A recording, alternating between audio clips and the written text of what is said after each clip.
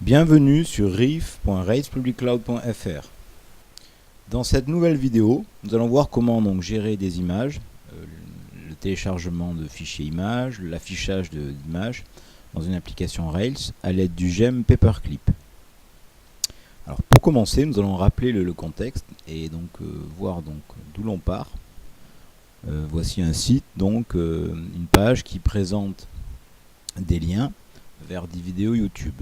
Et l'objectif est de pouvoir donc associer à cette liste de liens YouTube une image correspondant à la vidéo.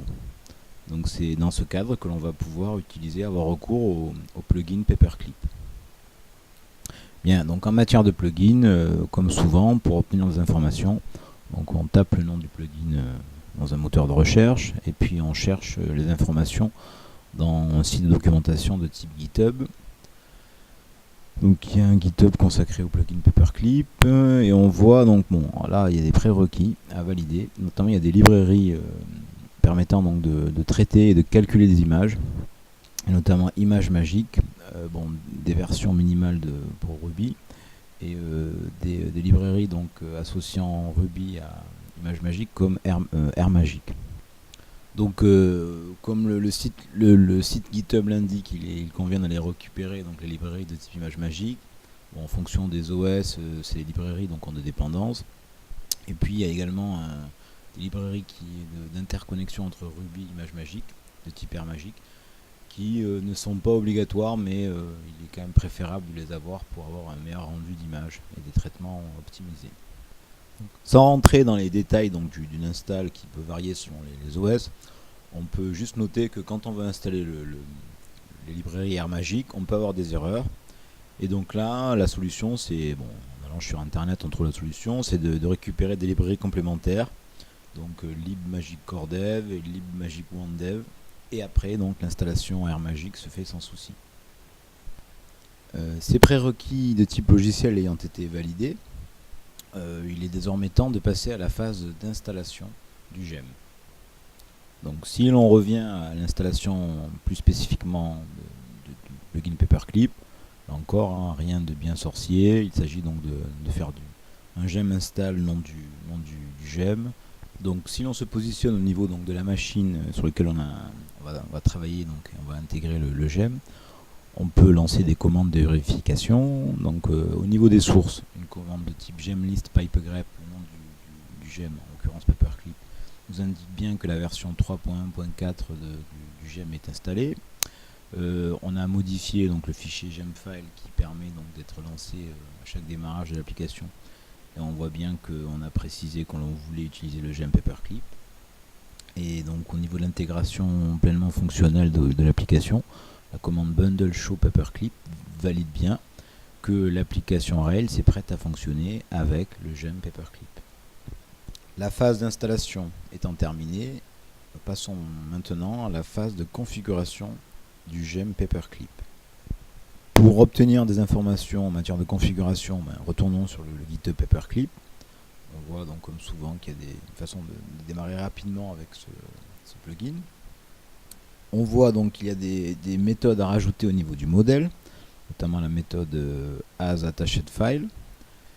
Et donc si on est déjà évidemment dans des classes ou des tables existantes, il faut prévoir une migration, un ajout donc d'attributs.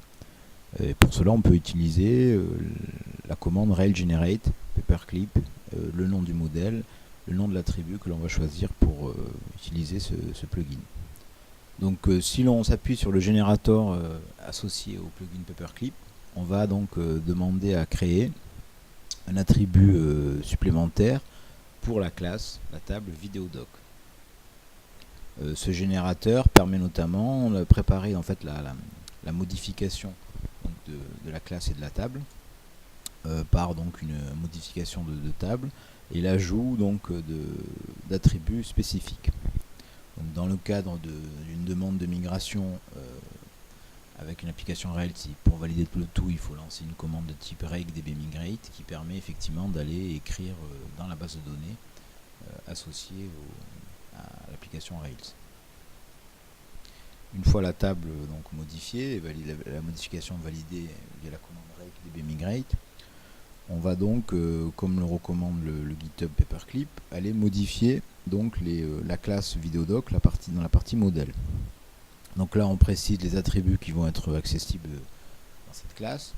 Donc un nouvel attribut qu'on a rajouté, avatar, plus d'autres attributs qui étaient déjà présents dans notre table, qui étaient préexistantes à l'ajout de Paperclip. Et on va notamment définir des styles pour justement gérer ce nouvel attribut, donc des styles qui permettent d'afficher sous différents formats. Donc là c'est en pixels, on a medium 300 x 300, small 160 x 160 et thumb encore plus petit. Donc après avoir modifié le modèle, retournons donc sur le site GitHub pour poursuivre la configuration. Donc le modèle a été modifié. Par contre, on voit donc on est bien dans une application de type MVC. On a modifié la partie modèle. Il faut aussi modifier la partie vue. Donc dans les pages qui classiquement via les méthodes de scaffolding dans Rails, donc on peut les pages edit ou les pages new qui correspondent donc à des pages de mise à jour pour edit ou des pages de création pour new. On voit donc qu'il nous va falloir modifier le formulaire d'appel des attributs. Et donc au profit donc d'une méthode de type form.fileField. Donc dans le cas qui nous occupe, la classe, la table est existante, donc on va aller modifier la vue de mise à jour, la vue edit. Et l'on voit que la vue edit en fait renvoie à une autre page, donc avec un render partiel, donc un affichage partiel sur une autre page qui renvoie à la page underscore form. Il convient donc d'aller modifier cette page underscore form. Bien, donc on a modifié l'appel au formulaire en précisant donc des paramètres de type HTML multipart. Et donc au niveau donc de l'attribut avatar, on va donc respecter la recommandation et appeler donc un attribut de type fileField.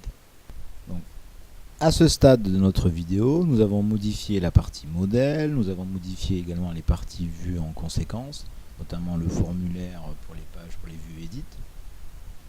Et donc si l'on revient à notre site initial, rappelez-vous, nous avons une liste de liens, donc un tableau, une liste de liens qui pointe sur des vidéos postées sur YouTube.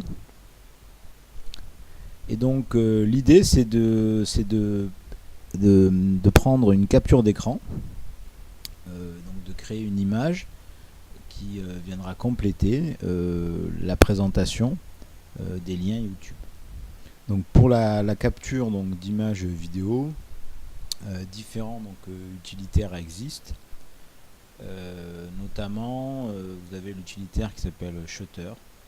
Donc Shutter qui permet par exemple de capturer il y a différentes façons de procéder, mais il peut capturer une zone d'écran, l'écran en entier, une fenêtre, etc., etc. Il est temps désormais donc d'achever l'intégration pleinement fonctionnelle du gem Paperclip sur notre site. Comme pour toute application parfaitement RESTful qui se respecte, tout est dans l'URL. Donc avec une URL de type VideoDocs qui est le nom de la table, un numéro d'instance qui est en fait le numéro d'instance de l'objet et le nom de la vue edit. On a vu qu'avec les modifications effectuées donc sur le formulaire form, on a la possibilité désormais d'aller chercher un fichier. Donc alors l'application Shutter que je présentais brièvement tout à l'heure les positionne par défaut dans un répertoire qui s'appelle images. Donc préalablement j'ai fait une copie d'écran de la vidéo YouTube. Je valide et je demande à mettre à jour la vidéo. Revenons sur la documentation GitHub. Pour parachever donc l'affichage de l'image préalablement téléchargée, donc il faut, comme l'indique le site, rajouter dans la partie vue show une méthode ImageTag. Donc pour le site qui nous occupe, la page s'appelle liste.html. Donc on va rajouter dans ce fameux tableau une colonne qui indique le titre, en l'occurrence avatar, et la fameuse colonne qui permet d'appeler la méthode ImageTag. Allons rafraîchir la page du site. Et voilà, donc on a via Paperclip, on a réussi donc à intégrer donc des images dans une application Rails.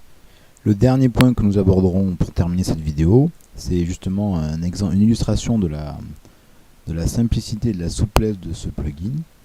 Typiquement, pour modifier la taille donc, des images, il suffit d'aller modifier le paramètre qui est positionné au niveau de la méthode ImageTag. Et donc, une fois ce paramètre modifié, il suffit de rafraîchir la page pour valider qu'effectivement la dimension de l'image a changé par simple modification de paramètres dans la méthode. C'est tout pour cette nouvelle vidéo sur la gestion d'images dans une application Rails avec le gemme Paperclip. A bientôt pour de nouvelles vidéos sur le site riff.railspublicade.fr où vous pouvez retrouver la liste des vidéos déjà postées sur YouTube. A très bientôt.